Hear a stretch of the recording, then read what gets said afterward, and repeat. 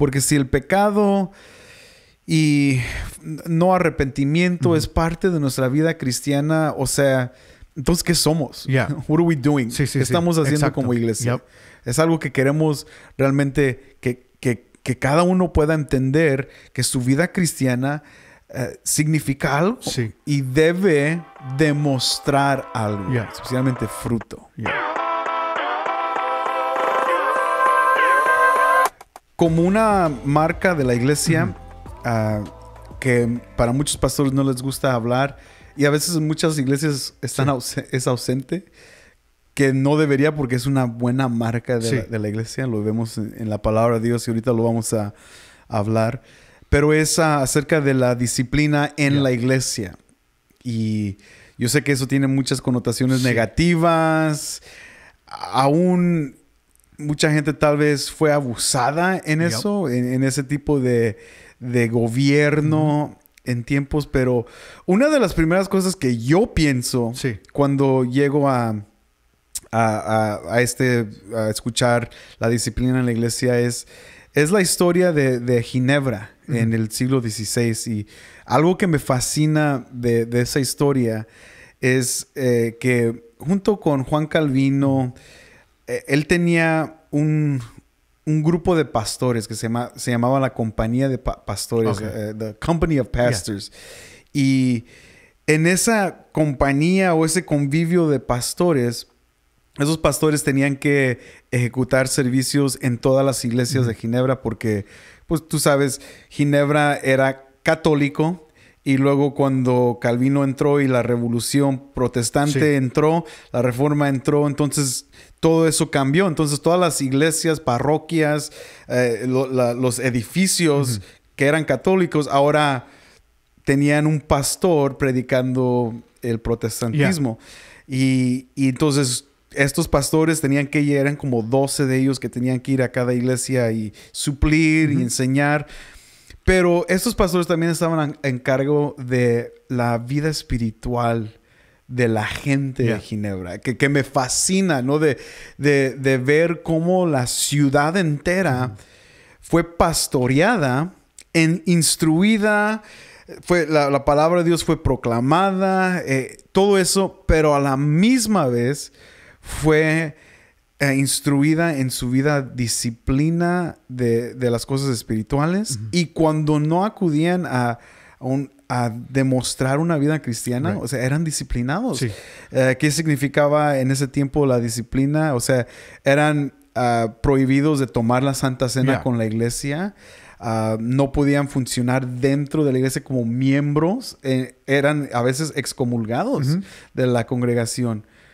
Pero también lo que me fascina de Ginebra en ese entonces es de que nunca fue hecho con el intento de abusar o de sacar, menospreciar a la gente mala y cerrarle la puerta para siempre. O sea, esa disciplina siempre fue hecha con el motivo de tratar de regresarlos, que la persona pueda reaccionar, de decir, oh, wow, no puedo, eso está mal, yo mismo estuve mal. Sí, se arrepiente y rápidamente lo llegaban. Lo que causó eso en Ginebra, en ese entonces, algunos de los pastores, hay historias del siglo XVI donde algunos de los pastores que iban a visitar de otras partes, llegaban a la ciudad y notaban la diferencia en la gente de la ciudad. No solamente de la iglesia, ¿no?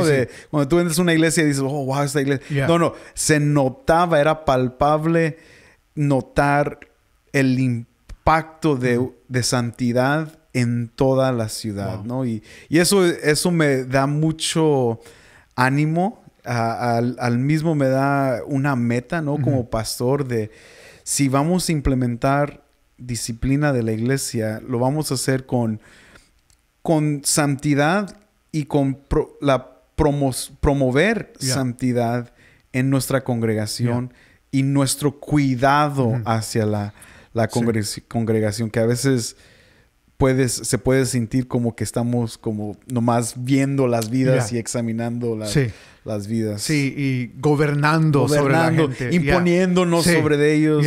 Y yo sé que eso no le gusta a la gente. Entonces, ¿tú quién eres, no? Y eso es lo menos que queremos hacer, ¿no? Pero a la misma vez, cuando somos llamados a exhortarnos a los unos a los otros, cuando es tiempo de aún llamarnos a arrepentimiento, o sea, la Biblia nos demuestra, Mateo 18 nos da eso.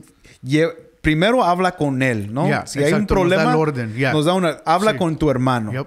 Que en primer lugar elimina el chisme, ¿no? De que, mira, es que no me pagó, me trató mal, no me sonrió, no me saludó, etc. Todos los problemitas cristianos, ¿no?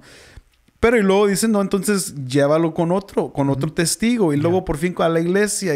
O sea, nos demuestra cómo hacerlo, pero nos instruye en hacerlo. Eso es parte de la vida cristiana. Sí, de que el cristiano debe exhortarse el uno al otro. Y eso implica resolver estos asuntos, problemas. Como mencionaste, Mateo 18 es el patrón de cómo debe un cristiano manejar conflictos dentro de la iglesia individualmente. Y honestamente, mucha gente de iglesia siempre lo primero que piensan es, tengo un problema con alguien, voy a ir con el pastor. Pero el orden ahí está, con él, con ella. Directamente. Obviamente el propósito, que creo que es importante hablar, como mencionaste, la disciplina de la iglesia tiene muchas facetas, tiene muchas implicaciones, pero una de ellas es el restaurar del creyente, en primer lugar, no con la iglesia, que aquí está lo interesante, sino en su relación con Dios. El libro de 1 de Corintios, obviamente sabemos que es el libro donde una iglesia muy problemática, o sea, hay muchos aspectos dentro de la iglesia que suceden, y hay muchos abusos. Uno de ellos es la iglesia trataba a los ricos en este aspecto, la gente de renombre, la iglesia de 1 Corintios los trataba mejor, les daba los mejores lugares, favoritismo. Y Pablo dice, ¿qué están haciendo? Y ejerce disciplina en tu iglesia en este aspecto de por qué están manejando la iglesia de esa manera. Simplemente porque alguien tiene renombre lo tratan de una manera y aquel que no tiene renombre lo tratan de una manera diferente.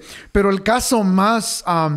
diríamos nosotros, el caso que más sucede en 1 Corintios, donde todos decimos, eso pasó dentro de una congregación, es esta idea de, yo creo que es una madrastra teniendo relaciones íntimas con su hijo, pero, el pasaje puede implicar también que es madre-hijo, o sea, hay un incesto ahí en este aspecto.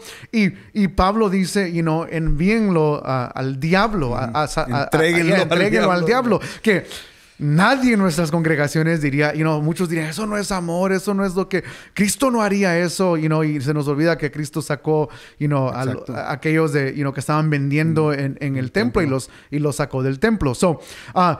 Cristo lo haría, Pablo lo hace, pero lo que siempre me llama la atención no es simplemente, esa frase que todos recordamos, entréguenlo al diablo, pero...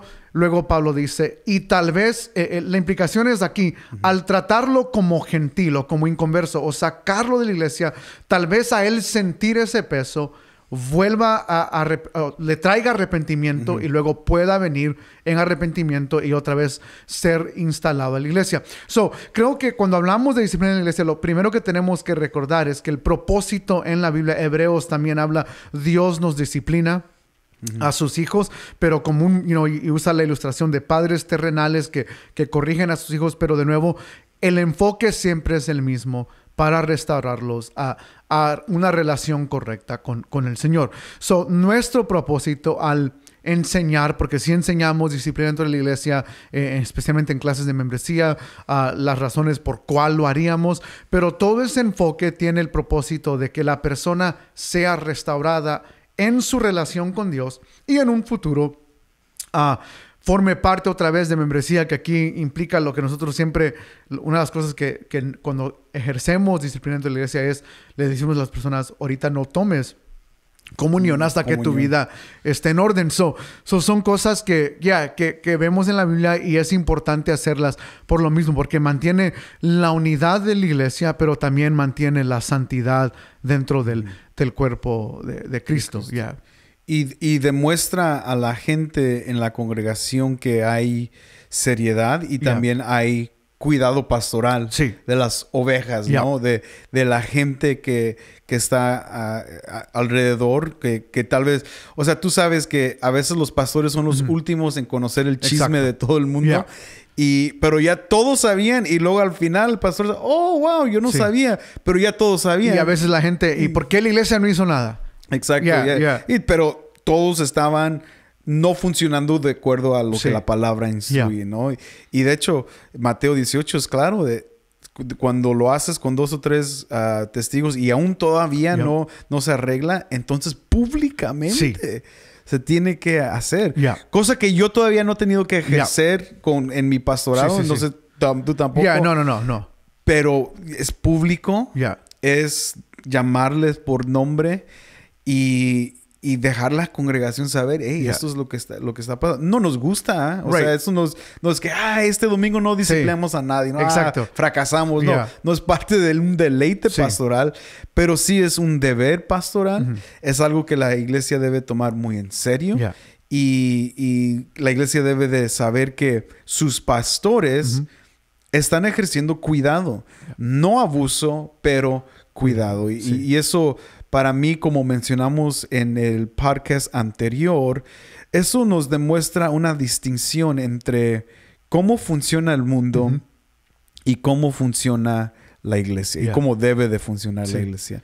Porque si el pecado y no arrepentimiento es parte de nuestra vida cristiana, o sea, entonces, ¿qué somos? What are we doing? ¿Qué estamos haciendo como iglesia?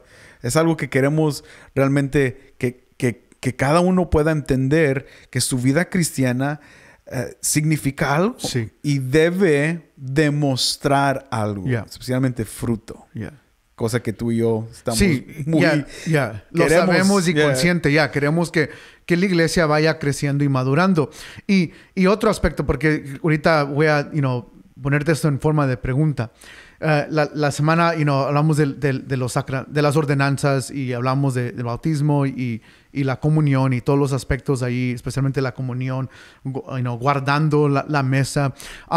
Pero en vida abundante, así como no todos deben participar en la mesa del Señor y obviamente no hacemos bautismos espontáneos, pero tampoco nosotros no ejercemos disciplina a todos.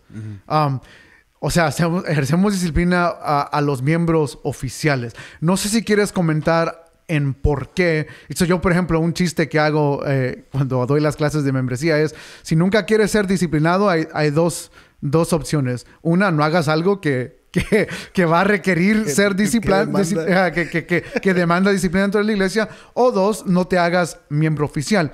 Pero ¿por qué nosotros no disciplinamos a todos los que asisten a la iglesia? Bueno, en parte porque Cristo mismo nos dice que la cizaña crece junto con el trigo, ¿no? Pero a la misma vez entendemos que miembros se han sometido a esa autoridad espiritual, ¿no? Que ellos entienden lo que es autoridad espiritual. Supuestamente, ¿no? Por eso tomamos membresía muy en serio también. Pero si tú eres miembro de Vida Abundante, entiendes que uno de estos días, si los pastores notan algo, han escuchado algo, puedes saber que vamos a ir. Te vamos a llamar, te vamos a mandar un texto, vas a estar en nuestra oficina y vamos a tratar de clarificarlo. Porque eres un miembro de nuestra congregación y nos importas. Si no nos importara, diríamos, sigue dando tu ofrenda. Hey, échale ganas, no te preocupes, Cristo te va a perdonar y ahí nos vemos, hay que vivir en paz, ¿no? Y desafortunadamente eso a veces hacen muchas iglesias, ¿no? No les importa esa parte, no quieren meterse en la vida de la gente, pero somos pastores y esta es la iglesia de Dios y en vez de fomentar el chisme, queremos minimizarlo, totalmente sacarlo dentro de la iglesia, pero a la misma vez dejarle saber a la gente, hey, tú eres un miembro de esta congregación, has identificado el cuidado pastoral, has entendido el aspecto espiritual de autoridad y por eso te estamos llamando a la atención. Los que no, pues van a decir, who are you, Henry? ¿Por qué me vienes tú a decir de mi matrimonio? O sea, ¿qué te importa salte de aquí, no me hables. No te metas en mis asuntos. Tú no me conoces. Sí. O sea, y claro, pues no son miembros y dejamos que Dios, claro, anhelamos que ellos, pero sí, así ya estaríamos practicando ya mucha imposición en cosas que no nos pertenecen. Nosotros estamos encargados de la iglesia. Y de aquellos que han sido miembros de la congregación. Sí, y por eso en membresía enfatizamos mucho. Hay un acuerdo aquí.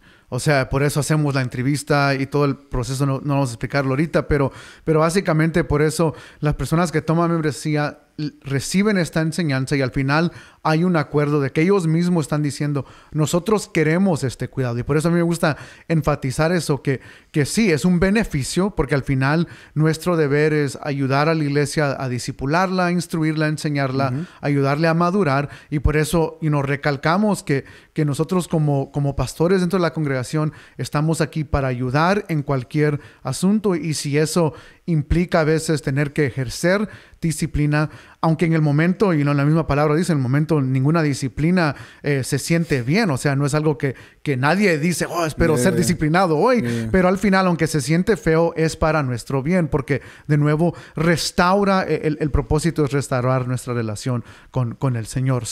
Al final tratamos de recalcar eso, pero sí quería que la gente escuchara un poco de que nosotros no disciplinamos. No es que todo aquel que viene a la iglesia, ahora nosotros estamos viendo cómo va su vida. No, es solo aquellos que han dicho, reconocemos que ustedes son nuestros pastores, están a cargo de nuestra vida espiritual y hay un acuerdo entre iglesia y miembro. Y el mismo acuerdo es con nosotros. Al revés. Al revés, ¿no? De que, o sea, siendo pastores no estamos exentos. Tú no eres el ungido de Jehová que nadie puede tocar. Nadie puede tocar. No. De hecho, pastores hay aquí, pero a la misma vez la misma congregación puede traer una queja, ¿no? Y claro, sabemos cómo discernir. A veces quejas nomás son críticas de que no me gusta cómo habla o cómo se viste. Sí. Pero hay unas ocasiones donde, si un pastor, si tú estás haciendo algo mal y yo no sé, pero la hermana me está diciendo que eso le acaba... Claro, vamos a ir contigo y dice, Henry, ¿qué pasó? Una confrontación. Y a la misma vez lo pueden hacer conmigo. Entonces eso es muy importante porque hemos visto aún el abuso pastoral en esa área donde ellos están exentos y por eso cargan toda la autoridad y pueden hacer lo que se les da la gana.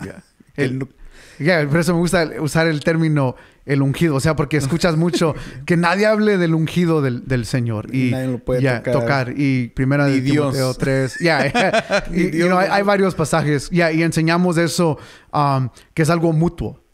So es mutuo. De la iglesia para allá, pero también de la iglesia hacia nosotros.